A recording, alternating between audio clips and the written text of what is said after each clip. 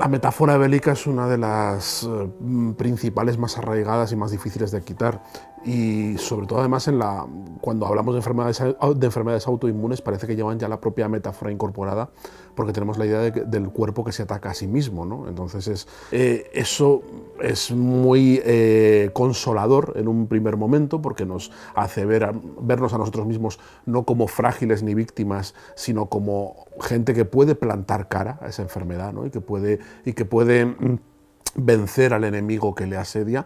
Pero a largo plazo y con el transcurso de los siglos, esa metáfora ha hecho muchísimo daño a los enfermos, ¿no? Ha hecho mucho daño a la consideración del enfermo, porque al final ha inducido una retórica que lleva a culpabilizar al enfermo de su propia enfermedad, ¿no?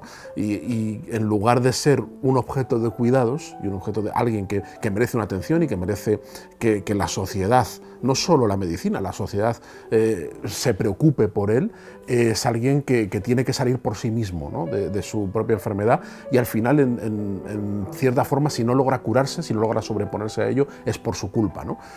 Y eso es una forma muy cruel, tremendamente cruel, de asumir la enfermedad, cualquier enfermedad.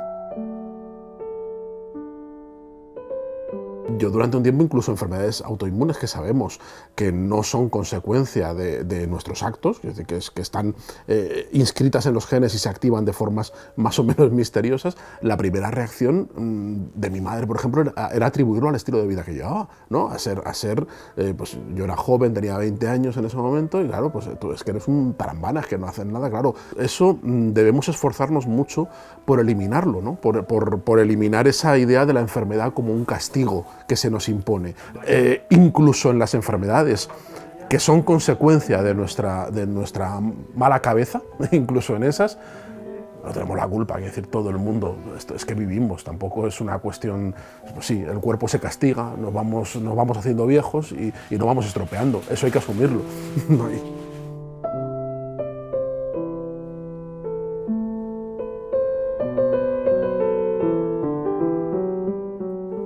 Yo creo que hay que ser consciente y estar informado, y creo que no diría que es obligación del paciente, yo creo que el paciente también tiene derecho a la ignorancia, pero creo que estar bien informado de las consecuencias, hasta dónde llega, y saber cómo sabe tu médico, es bueno en general. Es decir, es bueno, aunque sea doloroso, porque es una cuestión de ser adulto. Es decir, los adultos tomamos decisiones informadas y nos documentamos y nos preocupamos por lo que nos pasa y actuamos en consecuencia, ¿no? Eso es ser humano. En mi caso, me gusta conocer, me gusta saber.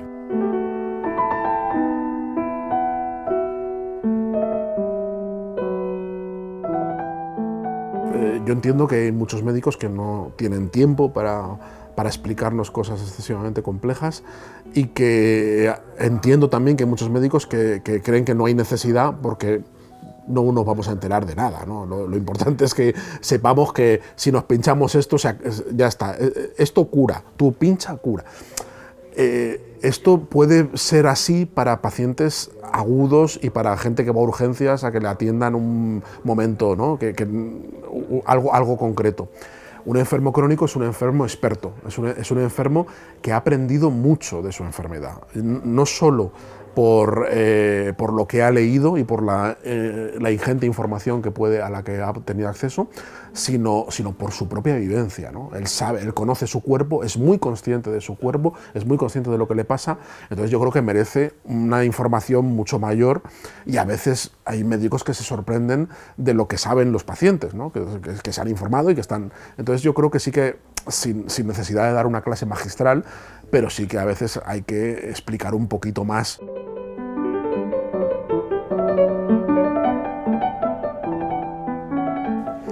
Yo creo que es muy necesaria la afectividad y la empatía. Creo que los momentos y las consultas y los momentos de tratamiento médico y los encuentros médico-paciente son momentos de alta intensidad emocional.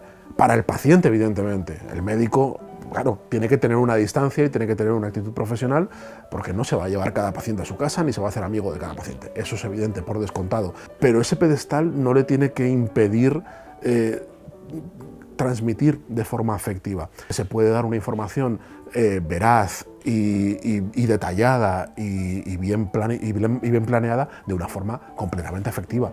Y no pasa nada, creo que en la mayoría de los pacientes, que no pasa nada porque nos digan, ánimo, esto va a ir bien, esto ya verás que bien te va a funcionar, y no lo dicen para no pillarse los dedos a veces legalmente, porque dicen, mira, que si luego no funciona, luego me va a venir a reclamar.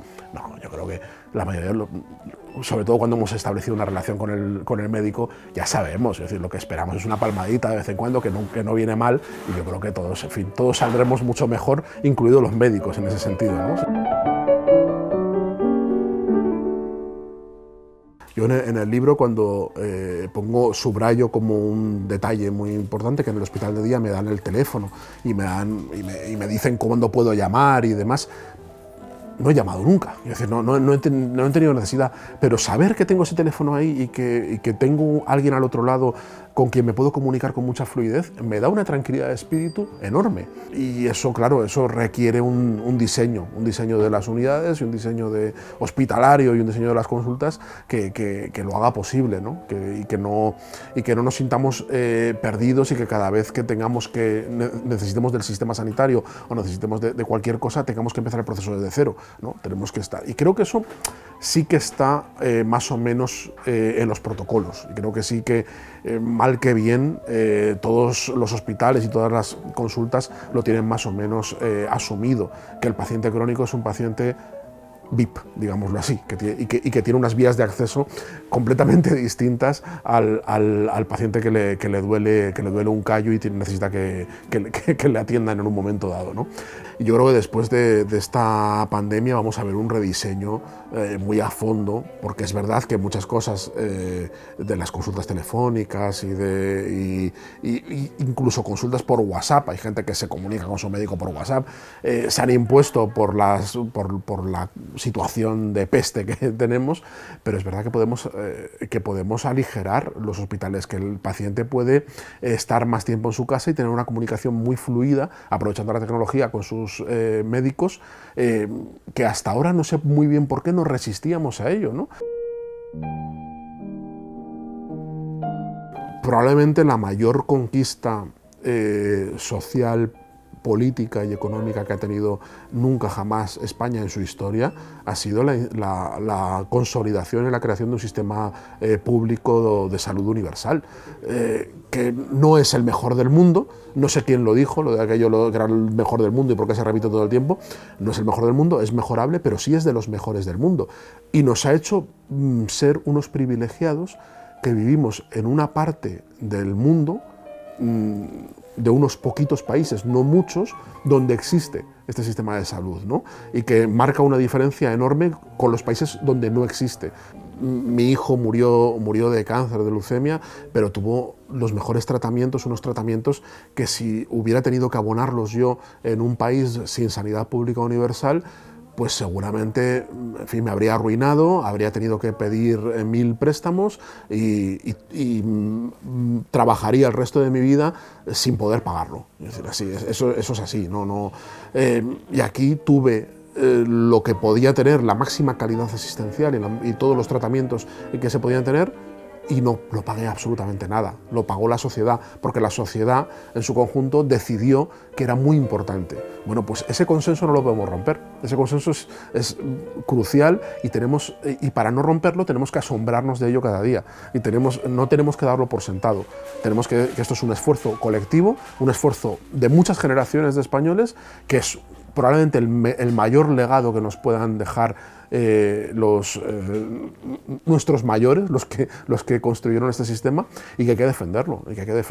Y la primera línea de defensa es ser consciente de que existe, es ser consciente de lo raro que es, de la cantidad de millones, de miles de millones de personas en el mundo que no lo disfrutan, y cómo se vive ahí. Y que debemos defenderlo como algo irrenunciable, como una base fundamental de nuestra convivencia y de nuestro Estado, muy por encima de cualquier otra gilipollez que se nos ocurra. Es decir, lo fundamental es que la sociedad española mantenga ese consenso de que eso es importante, de que financiar ese esfuerzo y ese gasto en esos fármacos y atender a todos estos enfermos crónicos cuya calidad de vida han mejorado infinitamente gracias a esos fármacos, es importante. Es decir, si no dejamos que se rompa ese consenso social, el dinero saldrá. Es decir, el dinero para financiarlo se buscará de una forma u otra, por impuestos, por deuda. Quiero decir, eso, los estados se buscan la vida y tendrán la forma de financiarlo, incluso buscando colaboración privada. Se pueden buscar 1000 fórmulas para mantener la financiación de la sanidad, que es verdad que cada vez es más cara, y además vamos a una población cada vez más envejecida, con una esperanza de vida mayor y con más enfermedades crónicas. Por eso es más importante que nunca que no haya disensos, ¿no? Y que la sociedad esté convencida. Si la sociedad está convencida de que eso es irrenunciable y es importante, lo de menos es encontrar el dinero. La fuente de financiación aparecerá, porque la sociedad está decidida a que eso siga existiendo, ¿no?